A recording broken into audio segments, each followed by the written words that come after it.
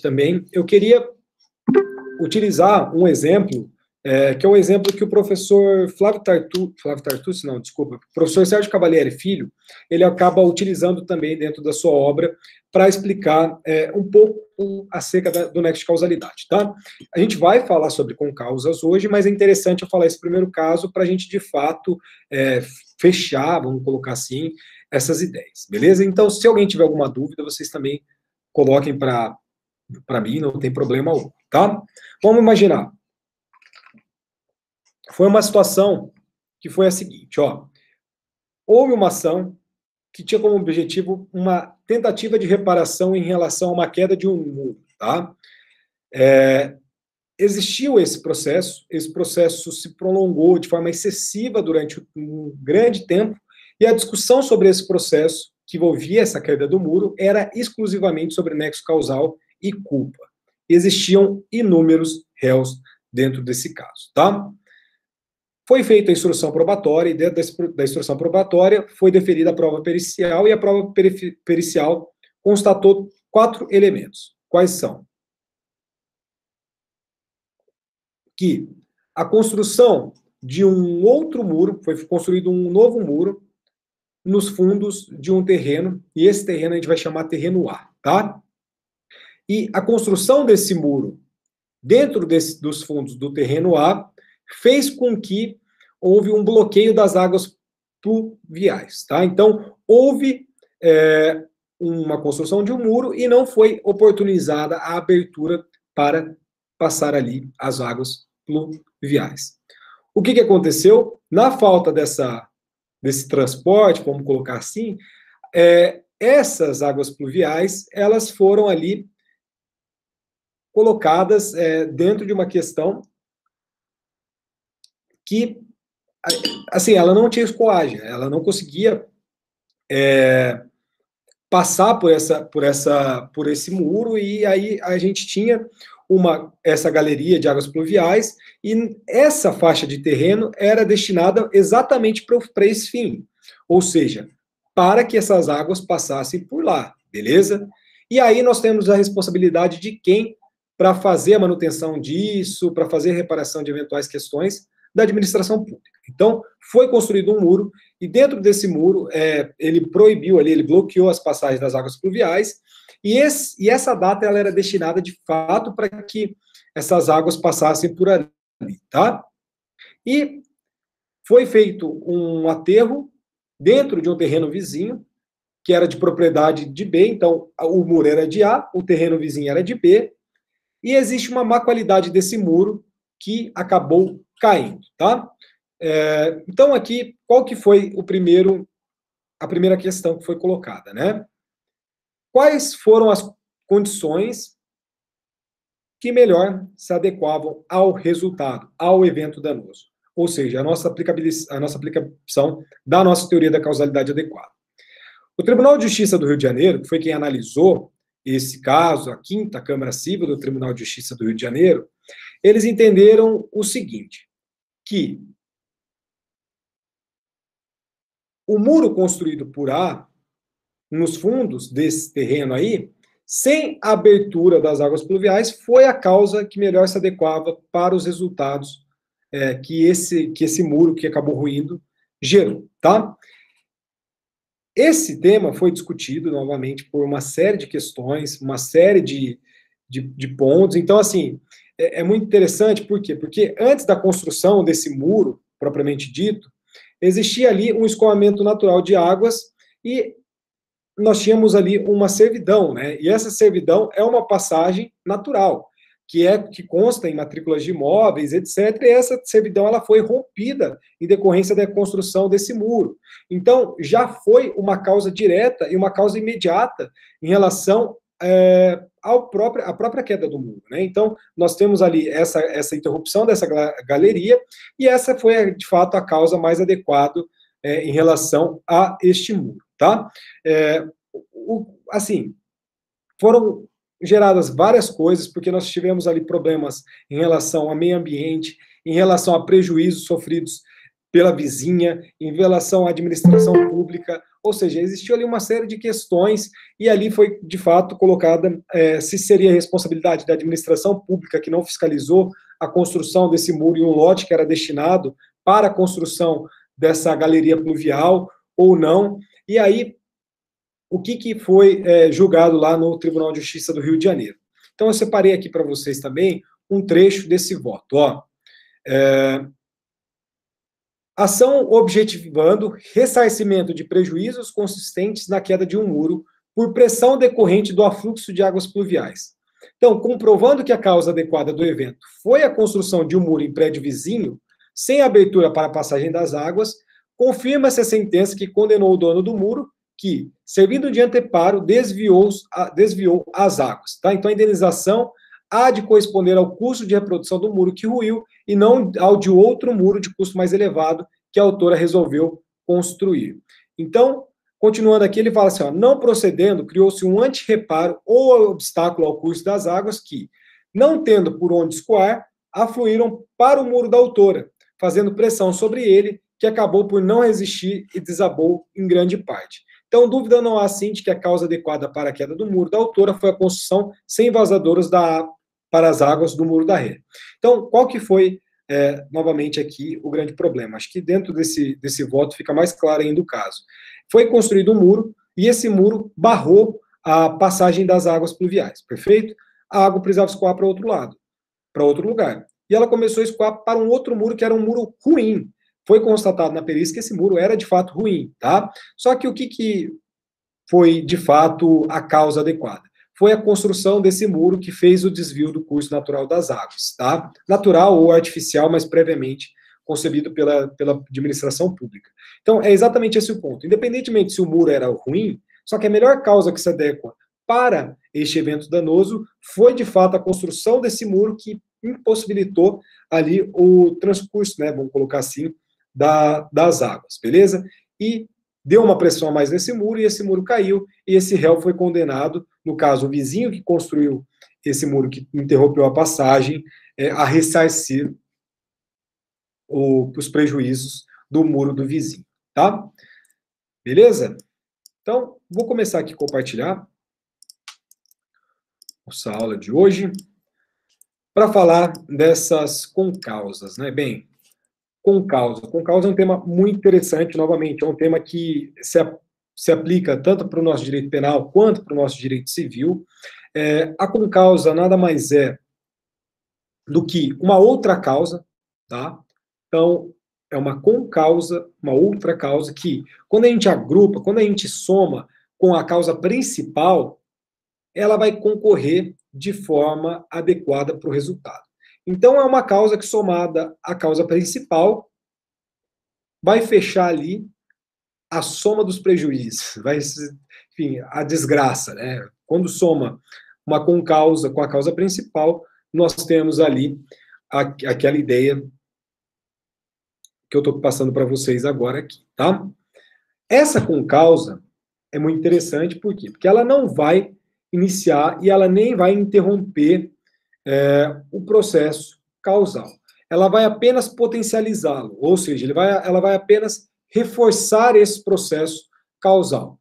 Tal como um rio menor que deságua a outra em um outro maior, tá? É exatamente essa a ideia. É uma causa que pode parecer mínima, mas que quando agrupada com a causa principal, de fato, nós temos um dano às vezes maior, enfim, uma coisa um pouquinho maior. Então, de fato, dentro de uma analogia, é um rio menor que vai desaguar em um outro rio maior. E vai aumentar aqui, no caso, o caudal do rio, mas aqui para nós vai aumentar principalmente o dano. Ou essa conduta culposa desse agente, tá? Beleza? Então vamos tentar falar do que seria essas concausas e só pontuar primeiro que essas concausas, elas nada mais são do que circunstâncias que concorrem, tá? De forma adequada para se agravar o dano. Tranquilo? Então, é uma concorrência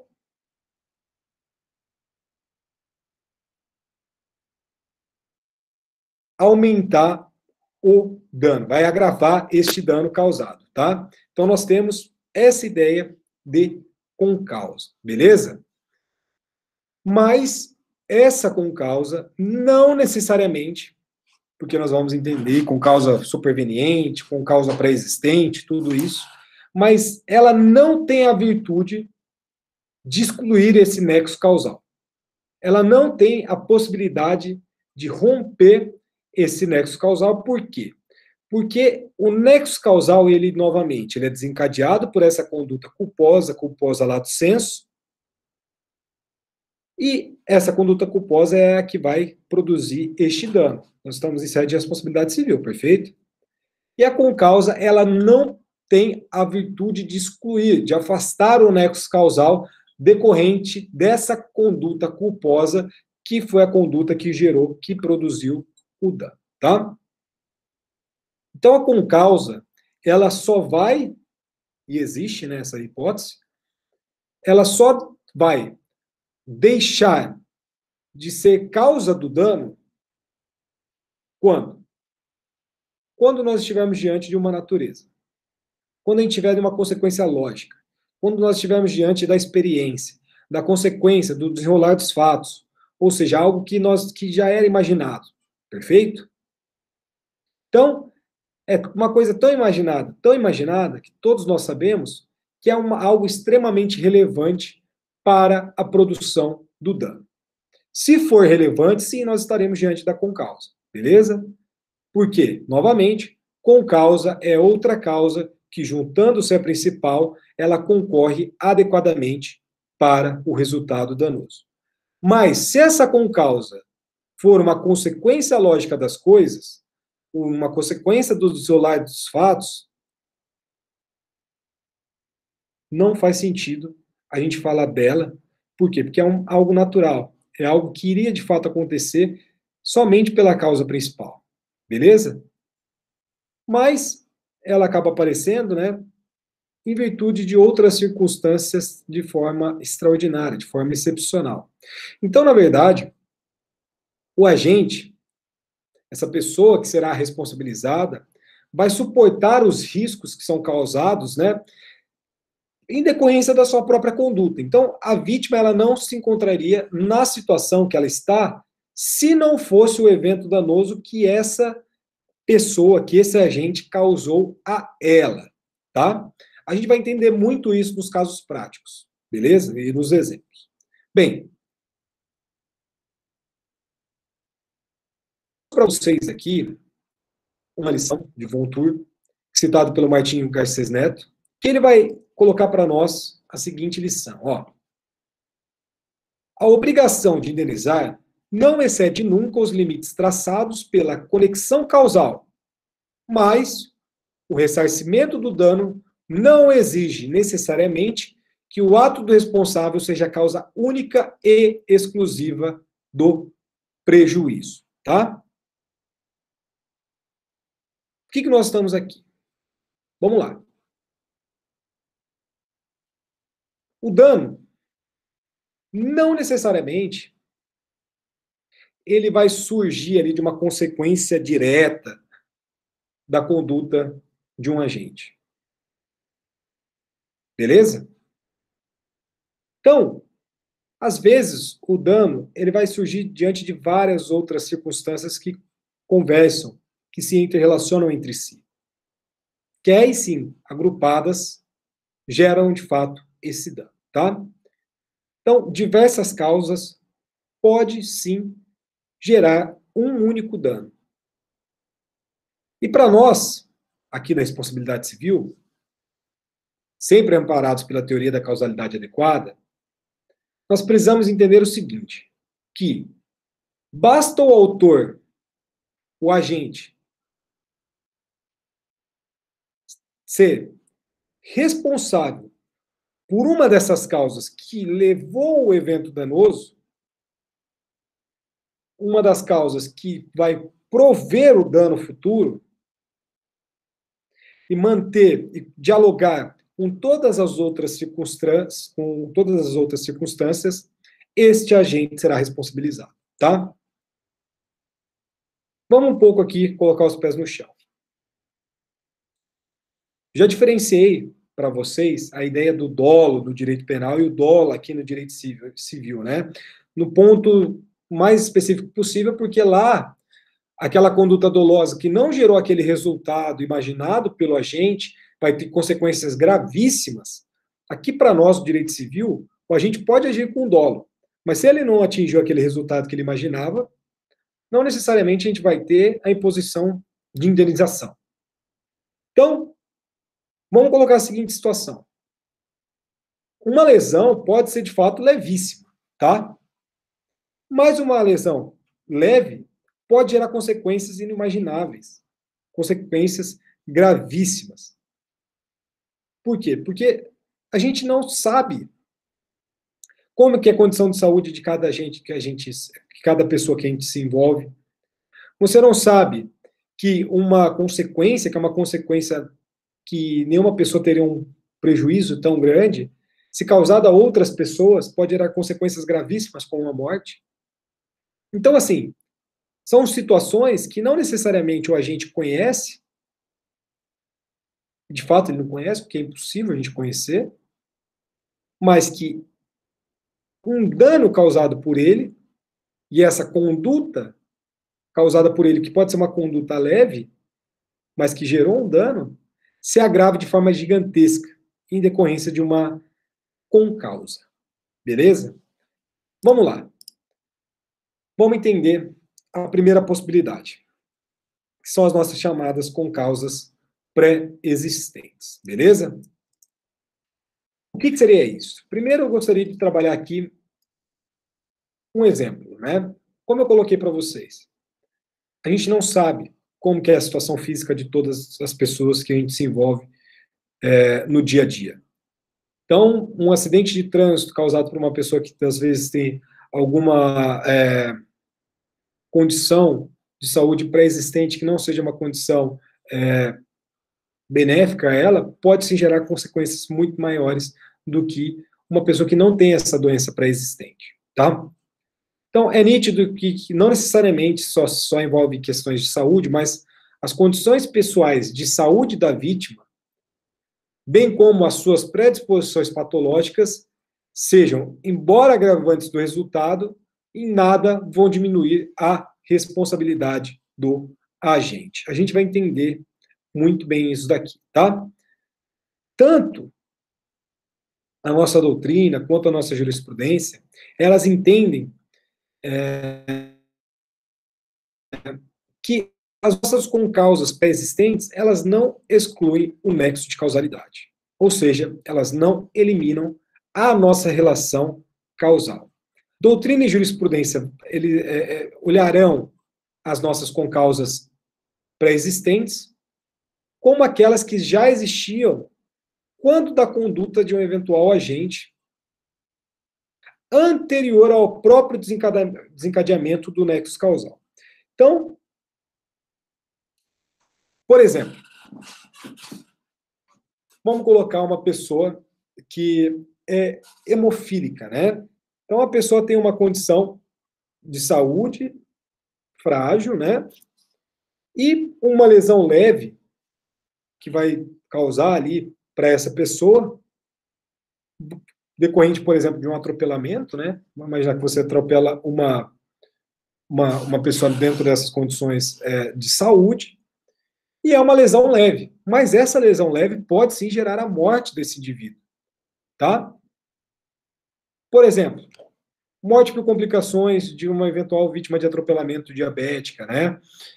Agressão física ou agressão moral que vai resultar a morte de uma vítima, que é uma vítima que tem problemas cardíacos.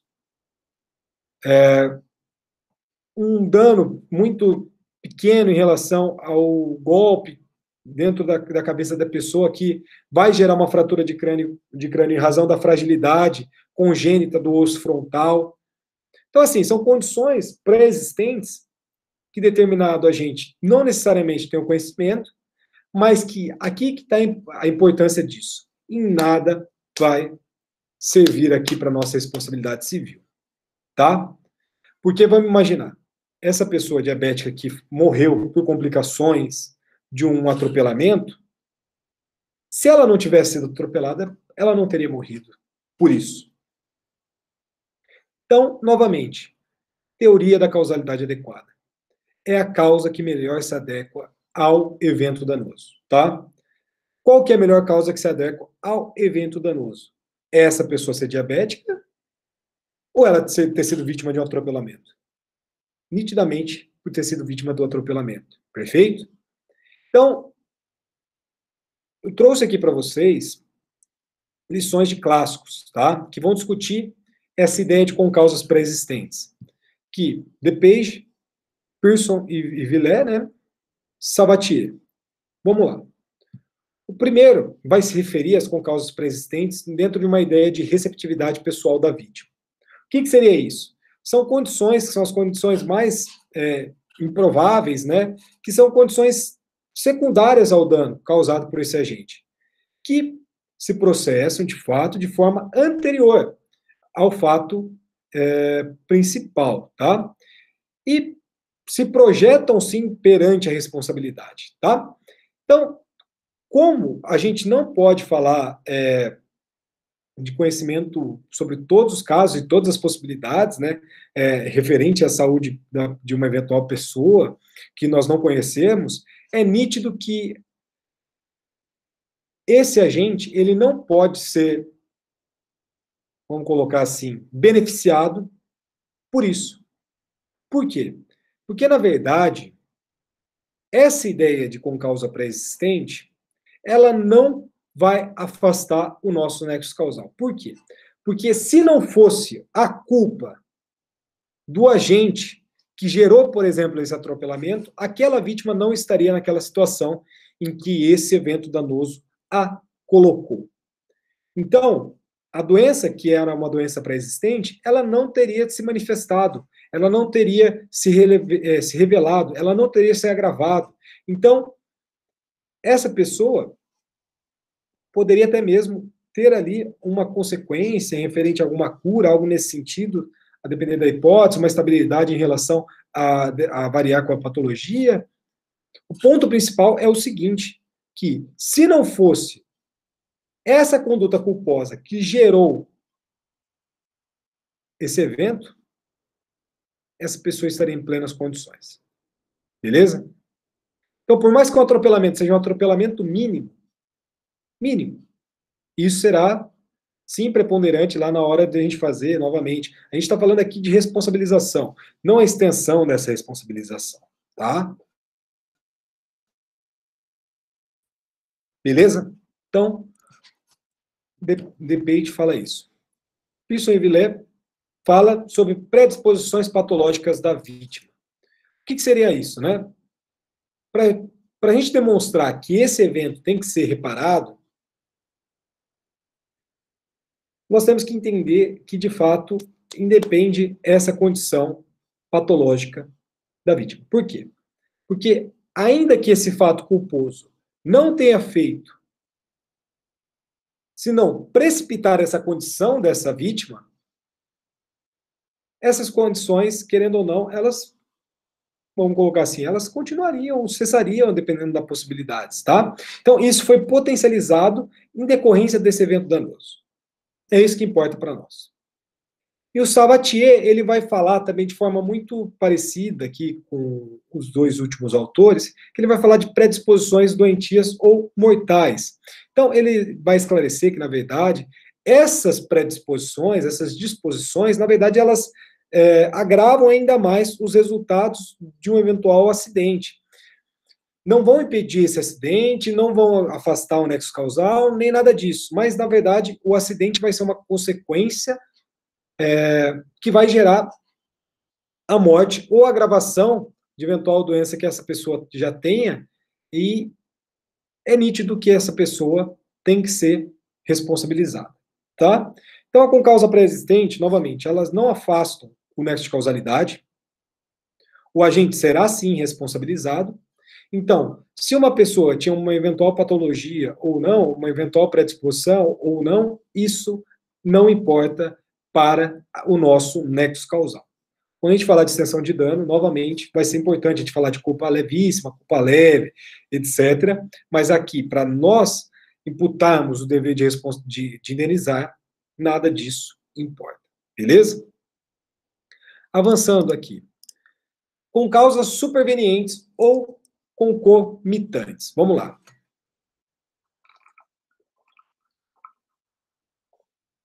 Então, nós falamos primeiro das concausas pré-existentes, perfeito? E agora nós vamos falar das concausas supervenientes ou concomitantes. Bem, o nome também é bem autoexplicativo, né? Na verdade, é uma situação em que a causa superveniente ela vai ser idêntica à causa antecedente. O que eu estou querendo dizer para vocês? Uma vai ser consequência da outra. Nós teremos um curso natural do nexo causal que vai gerar um agravamento do resultado e que em absolutamente nada vai favorecer este agente que gerou este dano. Por exemplo, a vítima de atropelamento que não é socorrida em tempo e que perde muito sangue e que vem a falecer. Uma vítima de um acidente de trânsito que vem a falecer de tétano como desdobramento do atropelamento. Então nós temos causas que não são causas, vamos colocar assim, diretas desse nexo causal, mas é uma consequência lógica. Ou seja, é uma causa que, de fato, vai se assemelhar, vai dialogar com a antecedente. Se a ambulância não chega a tempo, a gente poderia falar, pô, mas aí não foi culpa, né? É errado falar de culpa, mas falar, não houve nexo causal com esse acidente de trânsito e com a morte desse indivíduo. Por quê? Porque, na verdade, ele morreu por causa da demora da ambulância. Se não tivesse ocorrido esse acidente, não precisaria de ambulância. Perfeito? Então, essa concausa, essa causa que é uma causa posterior, uma causa superveniente, ela pode sim concorrer para a morte da vítima. Aqui a gente não está falando de que não pode concorrer. Claro que vai concorrer, tá? Mas essa concausa, para nós, será irrelevante em relação ao agente. Por quê? Porque, por si só, esse agente ele não produziu esse resultado, mas ele acabou reforçando esse resultado, beleza? Então, nós estamos diante das concausas supervenientes, tá? Então, aqui para nós, dentro da lição do Agostinho Alvim e do Aguiar Dias, eles vão ensinar para nós o seguinte, que a causa superveniente, ela vai ter uma importância sim, vai ter uma grande importância. Quando? Quando ela romper o nexo causal anterior. E para acontecer isso, a gente vai trabalharmos diante daquela teoria da causa direta e imediata do novo dano. Ou seja, daquela origem a novo nexo causal. Vamos voltar um passo atrás para dar dois para frente. Quando eu falei para vocês do exemplo da vaquinha, eu coloquei a situação de que quando a gente estava aplicando a teoria da causalidade adequada, houve dois nexos causais. O primeiro nexo causal era até ali aquela perda da safra, e o segundo iniciava a partir dos problemas financeiros que aquele agente teve em decorrência de desorganização econômica própria. Então, a causa que melhor se adequava era, de fato, a venda da vaca que estava doente, a morte das 100 vacas e a perda da safra em decorrência lógica da morte dessas 100 vacas. Só que houve um segundo nexo causal. Ou seja, houve uma causa que foi superveniente. Foi uma outra cadeia causal que existiu. Então, a gente pode, sim, falar de concausa superveniente? Pode, mas eu teria uma cautela muito grande. Por quê? Porque, na verdade, diante dessa situação, que a gente vai romper o nexo causal anterior, nós, na verdade, no meu ponto de vista, é claro, não estaremos diante de uma concausa superveniente, mas sim em um novo nexo causal. Beleza? Este é o ponto. Então, Decupi aqui ele fala, ó, ele vai chegar à conclusão de que o fato superveniente só vai exercer influência quando o dano produzido resulta exclusivamente desse fato, ainda que idôneo para produzir o mesmo resultado fosse o fato pré-existente. Porque só em tal hipótese em que o fato superveniente assume o papel preponderante e absorvente é que se pode cogitar a interrupção do nexo causal. Então vamos lá. Voltando, por exemplo, das vacas.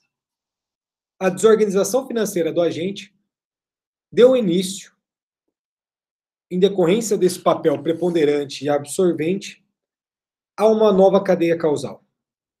E dando início a uma nova cadeia causal, existe sim a interrupção do nexo causal em relação ao primeiro caminho. Vamos colocar assim, que foi até a perda da safra. Beleza? Então, nós teremos sim a possibilidade de interromper o nexo causal dentro de concausa superveniente, mas quando? Quando esse fato, que é um fato superveniente, assumiu o papel principal. Beleza? Sendo o papel principal, a tendência é interromper o nexo causal, porque, novamente, teoria da causalidade adequada. É a melhor causa que se adequa ao resultado danoso. Um caso que aconteceu também no Rio de Janeiro. Seguinte, um rapaz, ele processou um hospital dentro do estado do Rio de Janeiro, porque a esposa dele estava em trabalho de parto. Dentro do trabalho de parto, ela, por esforços, enfim, não consigo precisar muito bem o porquê disso, mas ela teve uma ruptura de um aneurisma cerebral. E ela faleceu. E aí, o marido dela ajuizou uma ação de indenização contra a maternidade, e esse pedido ele foi acolhido pelo primeiro grau, tá? E a segunda Câmara Civil do Estado do Rio de Janeiro teve entendimento de que, de fato, não houve nexo causal. Ou seja, existiu uma inexistência de relação de causalidade entre a morte dessa paciente e o parto. Beleza? Por quê? Porque dentro dessas condições, o nosso aneurisma cerebral vai aparecer como um hematoma no cérebro, né? E esse hematoma não vai ter nenhuma relação com o parto. Então, o aneurisma ele pode ter uma relação congênita, pode ser decorrente de dilatação de uma artéria, enfim. É imprevisível, é indetectável nos exames, sobretudo nos exames pré-natais, né? No pré-natal, melhor dizendo. Então, no exame pré-natal, você não consegue identificar a possibilidade de um aneurisma, tá? Então, quando existiu essa ruptura desse edema, vai gerar, de forma quase imediata, o falecimento dessa pessoa, né? Então, mesmo que este aneurisma tenha aparecido no ato do parto, esse aneurisma, ele não possui uma relação de causalidade com o parto.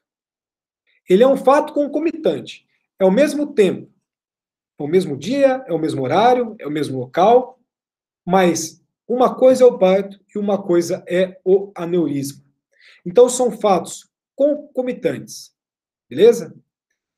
Então, no caso do aneurisma, dentro dessa hipótese, foi uma causa totalmente independente em relação ao parto. Então, por mais nós tivemos, né, essa hipótese trágica, né, se não houvesse a ruptura desse aneurisma cerebral, esse parto teria ocorrido de forma natural. Então, dentro dessa hipótese, segundo a Câmara Civil do Tribunal de Justiça do Rio de Janeiro, afastou a responsabilidade da maternidade, porque nós estávamos diante de uma concausa concomitante. Beleza? Novamente, teoria da causalidade adequada. Qual que foi a causa, melhor causa que se adequou ao resultado? Foi o parto? Não. Ficou consignado isso. Não foi o parto. E sim foi um aneurisma cerebral que não era objeto, por exemplo, de identificação no exame pré-natal, etc. Beleza? Vamos lá.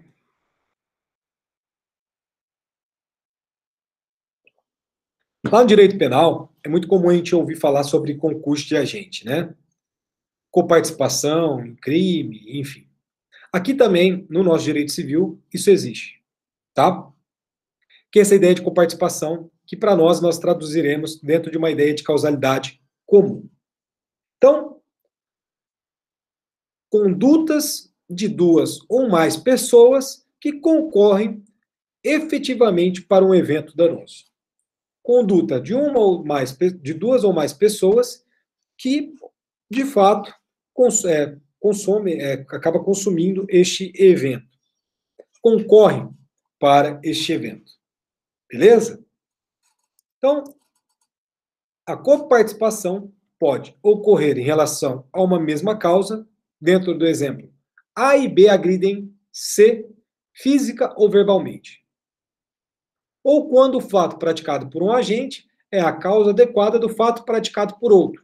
Então, depois de atropelada por A vítima é deixada em plena via pública e é novamente atropelada por B, agora de forma mortal, e esse B dirigia de forma imprudente, porque não viu uma pessoa atropelada dentro da via, tá? Vamos lá. Como que funciona essa coparticipação ou a causalidade comum? Beleza? Vamos lá.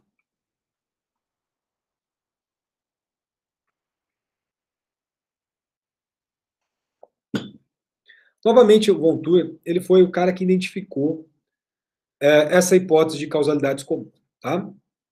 Como que ele enxergou isso?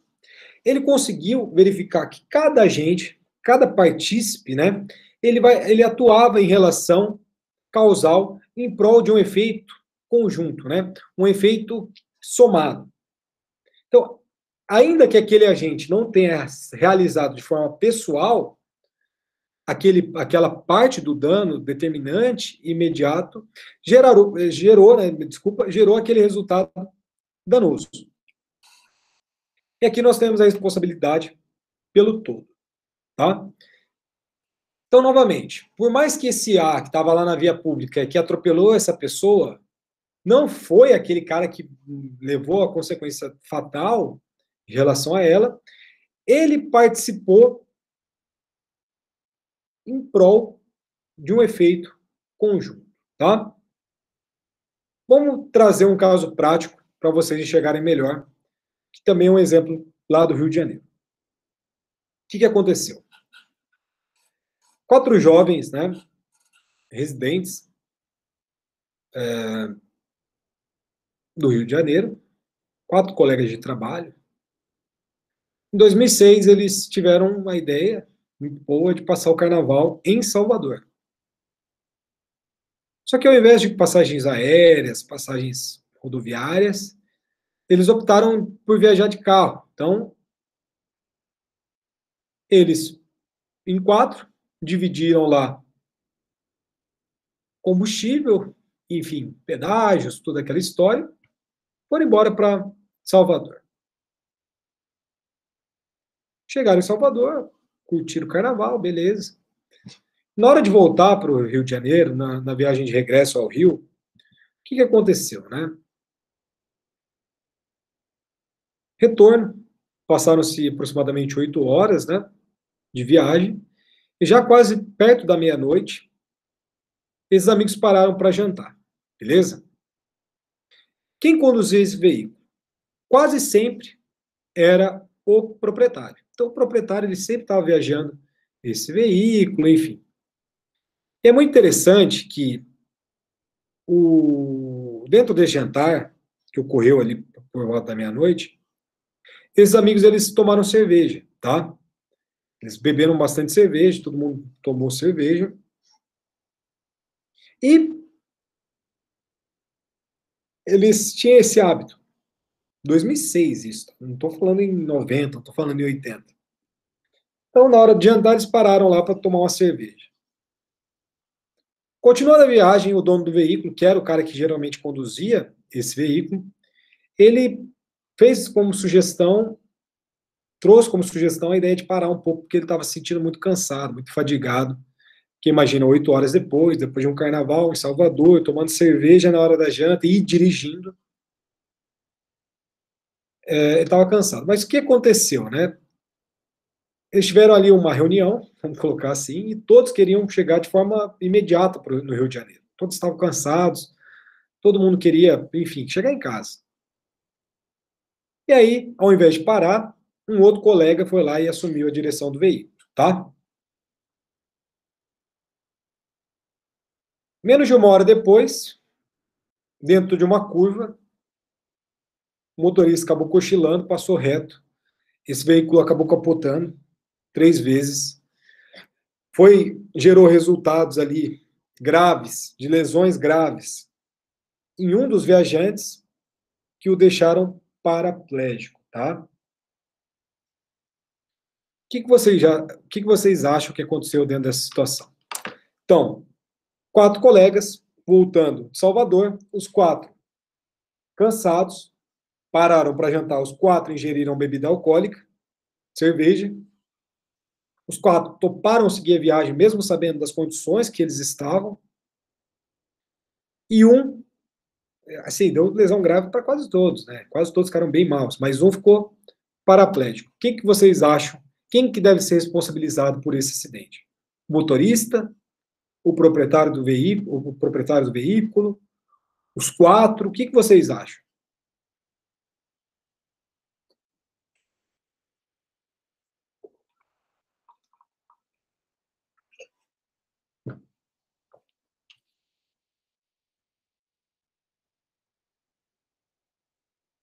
Nenhuma resposta? Vocês estão aí ainda?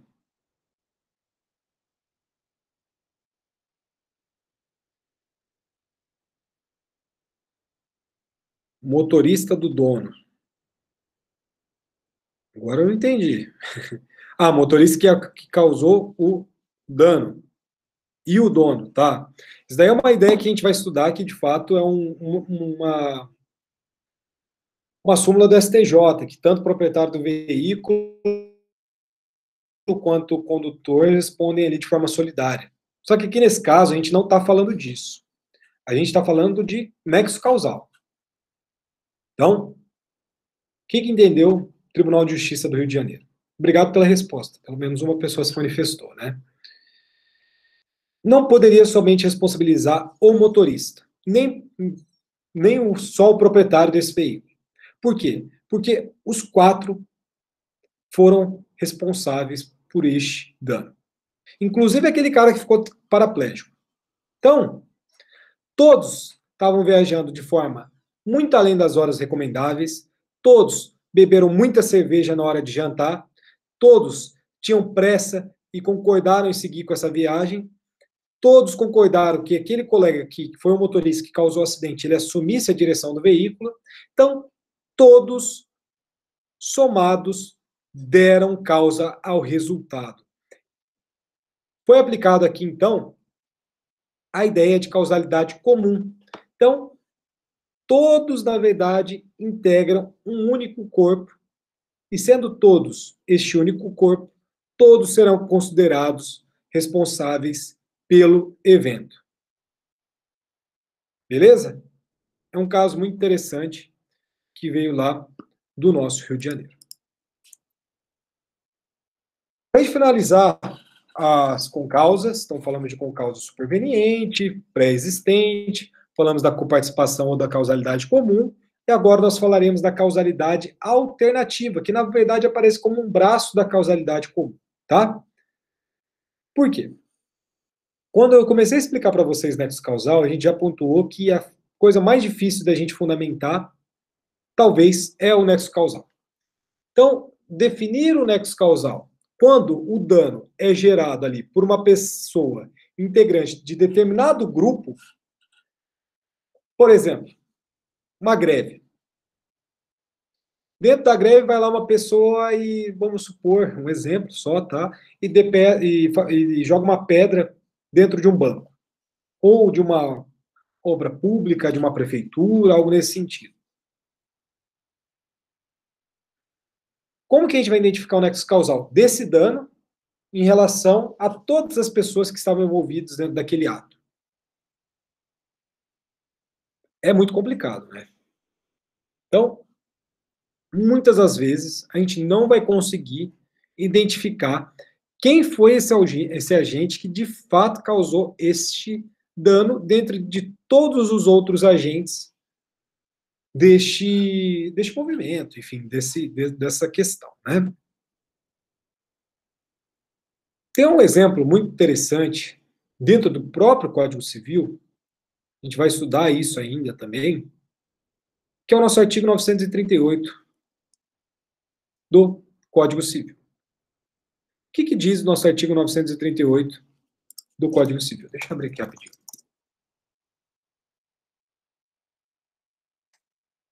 Aquele que habitar prédio ou parte dele, responde pelo dano proveniente das coisas que dele caírem ou forem lançadas em lugar indevido. Uma coisa cai de um prédio. Ou melhor, uma coisa lançada de um prédio. Vamos imaginar, assim, o mais grave possível, né? Ele lançou uma obra de arte pesadíssima, uma pedra pesada, acertou uma pessoa que estava passando lá e essa pessoa morreu. O que a gente responsabiliza? Tudo claro. Se a gente conseguir identificar quem foi essa pessoa que lançou, a gente individualiza. Mas o artigo 938 do nosso Código Civil, que fala de causalidade alternativa, ele responsabiliza, dentro desses casos, aquele que habitar o prédio. Mas, e se essa coisa que foi lançada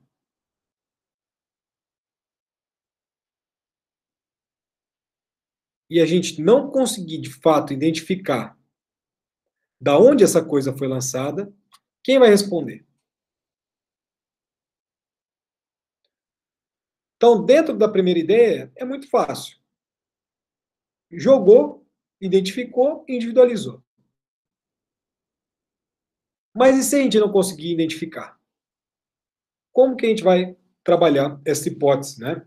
E aí sim surge a resposta, que é de fato a ideia da causalidade alternativa. Ela vai permitir a responsabilização de todos os moradores deste prédio de forma solidária. É nítido que existe uma resistência grande ainda na doutrina sobre isso, mas hoje nós estamos diante de uma massificação das relações sociais, de risco cada vez maiores, e é nítido que esse vínculo comunitário entre os membros deste grupo, nós poderemos ali colocar que todas as pessoas são passíveis e elas devem sim ser consideradas solidárias para responder a essa ofensa ou esse evento danoso que este ato causou. Perfeito? Superior Tribunal de Justiça, quarta turma, recurso especial 64682 do Rio de Janeiro. Responsabilidade civil. Objetos lançados na janela de edifícios. A reparação dos danos é responsabilidade do condomínio. A impossibilidade de identificação do exato ponto de onde parte a conduta lesiva impõe ao condomínio arcar com a responsabilidade reparatória por danos causados a terceiros. Inteligência do artigo 1529 do Código Civil, artigo 938 aqui para nós, do nosso Código Civil de 2002. Beleza? Dentro desse voto, que foi de relatoria do ministro Rui Rosado de Aguiar, ele colocou para nós, de forma expressa, que ele estava aplicando a causalidade alternativa. Então, todos os autores possíveis, ou seja, todos aqueles pertencentes ao grupo, ou seja, todos os condôminos, seriam sim considerados de forma solidária responsáveis pelo evento, em face dessa ofensa que foi gerada para a vítima, porque nós não conseguimos identificar quem foi o verdadeiro autor ou quem foi os verdadeiros autores deste dano. Novamente, gente, nós estamos diante da nossa responsabilidade civil, baseado, sobretudo, dentro de um princípio que é o da reparação integral. Então, sempre quando a gente falar de reparação integral, nós buscaremos sempre reparar ao direito daquela vítima que teve uma questão prejudicada, um direito subjetivo prejudicado, um ato lesivo. E se nós não conseguirmos identificar um autor, essa vítima não encontraria reparo. Perfeito? Então, a ideia da causalidade alternativa, e aqui eu concluo a nossa aula de hoje, ela surge para dar uma resposta fundamentada por esse princípio da reparação integral, nesses casos em que são muito complicados, muito difíceis de se identificar de fato quem foi essa pessoa que gerou este dano. Beleza? A partir da nossa aula que vem, eu falo já das excludentes da responsabilidade civil. A gente começa a trabalhar muito mais casos práticos, porque no caso dos excludentes nós teremos várias ideias, vários exemplos, e nós continuamos aí na luta, tá? Eu vou interromper a gravação.